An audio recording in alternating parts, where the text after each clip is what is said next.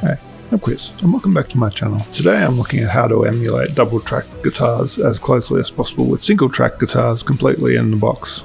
Now, I've definitely taken some of the tricks in this video from the Color Studio video that I'll link in the description, but I've also added some extra parts of my own, and I think it's sounding reasonably good. But I'll demonstrate what I mean. So I've got a mix, and I've got both a double-tracked version and a one with that single-tracked with the processing that I'm about to describe, so you can hear it in the context of a mix. And so let's have a listen to that, and I'll swap between them as I go.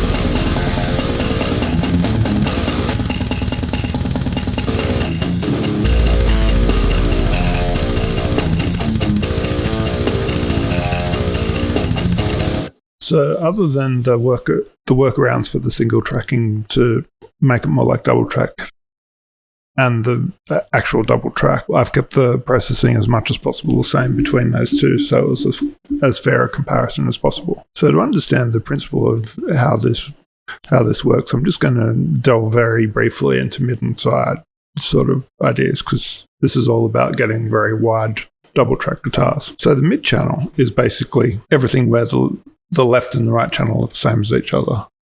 The left side is basically the left side minus the right side, and the right side is basically the right side minus the left side. So that means that when you're trying to double track or simulate double tracking with a single track guitar, basic philosophy is you want to try and make everything as different as possible between the two of them so that they don't just collapse to mono in the middle, because it's the same thing. So this may look intimidating, but it's not as bad as it looks. Oh, and the one thing I will mention is that prior to this, all I've got is an DI track, and I've also pre-printed an overdrive tube screamer type pedal onto it. So other than that, unprocessed. The very first thing that I've done is use a widening plugin that basically takes the channel, the signal, and apply some sort of widening. Now you have to be careful which widening plugin you use. I tested a number of them, including some ones that are meant to be especially for guitar doubling, and you find that a lot of them screw up the phase. This one does not. And the other ones that I would recommend are BX Stereo Maker by Brainworks, and in terms of free ones, Wider by, I think, Polyverse is the best choice. Doesn't work quite as well as Side Widener and BX Stereo Maker. So then, similar to the previous video, we've got two instances of NAMM with a different capture on each one, but instead of having the one IR loader instance, it's a bit different. So for the left channel, it's going into an IR loader in a fairly straightforward sort of way, but the right channel is a different story. So what we're actually doing with the right channel, so in between the widening and the NAMM processing, we're actually inverting the channel, flipping the phase, then sending it into NAMM.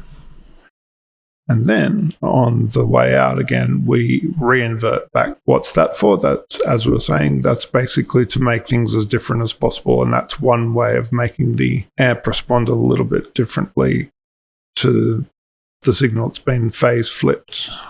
So it has some effect on the widening. The next thing that I've done is that I've used a different IR file for the right channel. And once again, the same principle applies.